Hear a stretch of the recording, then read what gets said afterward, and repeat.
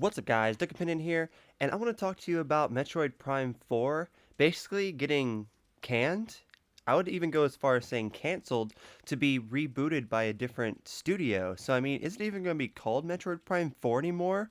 Or is it going to have some like cool name? I guess they have to keep the name now because they already announced it, but I bet Nintendo regrets announcing this bad boy early because, as they said, they're scrapping it and starting over fresh. So my thing about this is, when do they expect to have this out? From what I read, they were in development for 2 years with the new Metroid game.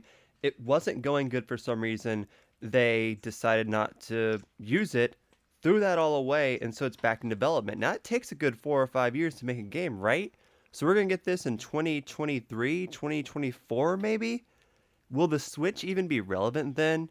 I mean, isn't it just going to kind of be like the 2DS and the 3DS will just kids have it and there'll be something bigger for adults from Nintendo by then?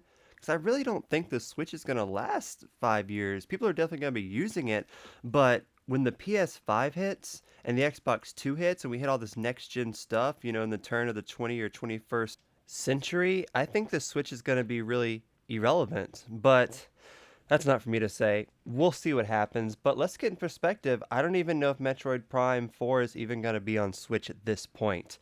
Maybe they're making a really bad game and it really had been canned. Like, for me to like a Metroid Prime game, it's going to take an open world, kind of like No Man's Sky, maybe like Starlink kind of, to where you can basically go to different planets and do missions. You can dress Samus up in any outfits you want, like Zero Suit Samus. You can have her in bra and panties if you want. You can have her fully dressed if you want. Just something where there's a lot of customizable to it. Maybe even some kind of multiplayer with it, but it needs to be a huge open world. Don't hand me none of that 2D side-scrolling crap where you have to go back and forth on the map. There's a whole bunch of backtracking. I don't even think at this point I would enjoy like the GameCube versions of Metroid. I know they were kind of first-person shooters, but we're gonna need to see third person and first person in this game. Like, we're gonna need both because you're gonna want to see Samus in and out her suit. You're gonna want to see her. You're gonna be very attached to your character. So it's gonna need to be better. And so I'm guessing maybe for the first 2 years they were just making some cliche, crappy Metroid game, and Nintendo noticed that. Nintendo noticed it and they were like, nah, man, we gotta scrap this. We need that really good one. And maybe we'll see it in 3 years and it'll be just another cliche first person Metroid game that's really slow. And you can't see Samus, it's all first person, and there's really just the same boring fetch quest and repetitive going back and forth over the same boring textures. Who knows?